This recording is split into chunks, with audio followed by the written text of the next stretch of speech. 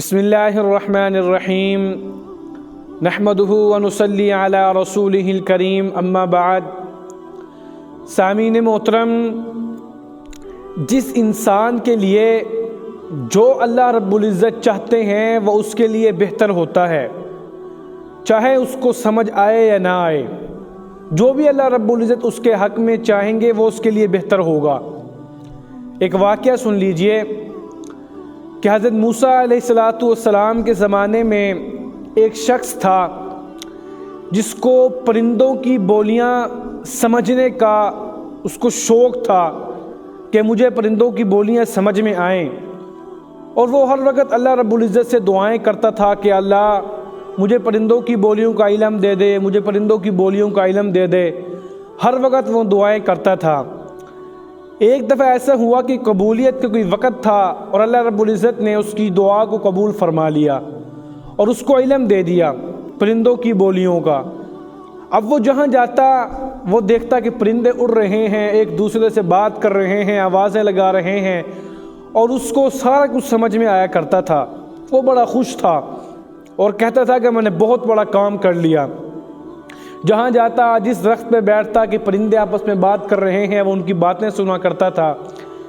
اللہ کی شان، اس کے گھر کے اندر اس نے ایک مرغا بھی رکھا ہوا تھا اور ایک کتا رکھا ہوا تھا۔ اب ایک دن ایسا ہوا، اس نے اپنے گھر میں ایک بکرا ذبح کیا۔ بکرا ذبح کر کے گوشت کھانے لگ گیا اور جو ہڈیاں تھیں وہ ایسے پھینک دی۔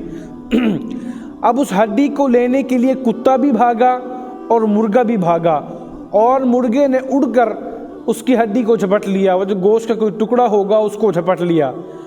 اب کتا اس مرغے کو کہنے لگا کہ دیکھو، ساری رات میں ڈیوٹی کرتا ہوں، جاگتا ہوں، تم تو سارا دن کہیں سے کچھ کھا لو گے، کہیں سے کچھ کھا لو گے، میں نے تو سونا ہے۔ اگر تم یہ مجھے دے دیتے، چلو میں کھا کے سکون کے ساتھ سو جاتا۔ وہ مرغا کہتا کہ بات سنو، کل ان کی ایک گائے مرے گی، جب وہ مرے گی تو اس کا گوشت تو تمہیں بھی مل جائے گا، مجھے بھی مل جائے گا، تم بھی کھا لینا، میں بھی کھا لوں گا۔ اب اس کتے نے کہا ٹھیک ہے۔ اب اس کے مالک نے یہ سن لیا کہ میری گائیں، مرغا کہہ رہا ہے کہ میری گائیں مرے گی، کیونکہ اس کو تو پرندوں کی بولیاں جو سمجھ میں آیا کرتی تھی۔ اب وہ اگلے دن سمارٹ بنا اور چالاک بنا کہ میں جاتا ہوں بازار، جا کر میں گائیں کو بیچاتا ہوں، میں اپنا نقصان کیوں کروں۔ اس نے گائیں کو لیا اور جا کر بازار میں بیچ آیا اچھے داموں پہ، اور بڑا خوش ہوا کہ بھائی میں نے اپنا نقصان ہونے سے بچا لیا، مجھے فائدہ ہو رہا ہے پرندوں کی بولیاں سننے کا۔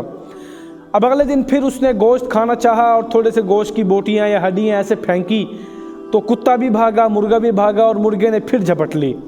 اب کتا کہنے لگا کہ تم تو حد سے گزر گئے، کل بھی تم نے میرا گوشت کھا لیا، میں سارا دن بھوکا رہا، آج بھی تم نے کھا لیا، میں کہاں جاؤں گا، میں تو بھوکا ہوں۔ تو مرغا کہنے لگا کہ دیکھو بات سنو، آج ان کا گدھا مرے گا، تب گدھا مرے گا تمہیں بھی مل جائے گا، مجھے بھی مل جائے گا، تم بھی کھا لینا اور میں بھی کچھ نہ کچھ کھا لوں گا۔ تو یہ بات بھی اس کے مالک نے سن لی مرغے کی۔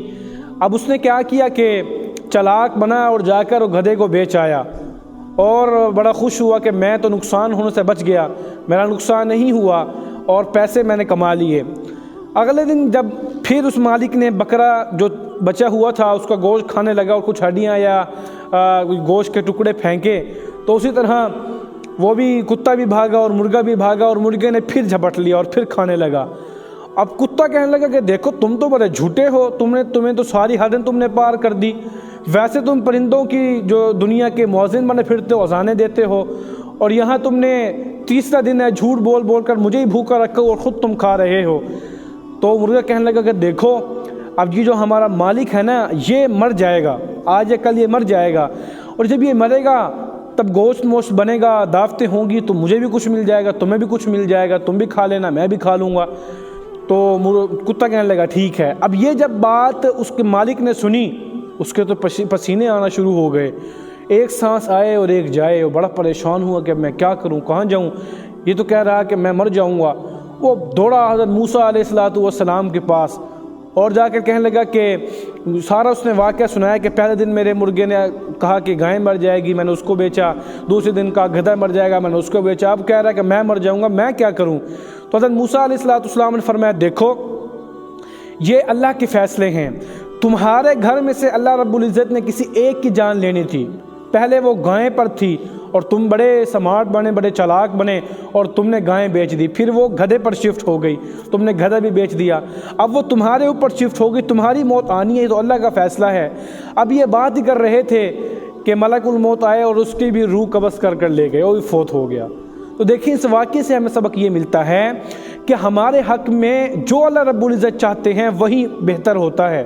اگر ہم یہ کہیں کہ نہیں جی یہ ہمارے لیے بہتر ہے، نہیں جی وہ ہمارے لیے بہتر ہے، بلکہ اللہ کی رضا میں راضی رہنا چاہیے، جو اللہ رب العزت چاہیں گے وہی ہمارے لیے بہتر ہوتا ہے۔ اللہ پاک ہم سب کو عمل کی توفیق عطا فرمائے۔ اگر آپ کو ہماری یہ ویڈیو، ہمارے بیان پسند آیا ہو تو لازمی ہمارے چینل کو سبسکرائب کر دیجیے گا اور بیل آئیکن کو کلک کر دیجیے گا تاکہ ہماری ہر آنے والی ویڈیو آپ کو بآسانی مل سکے۔ اللہ پاک ہم سب کا حامی و ناصر ہو۔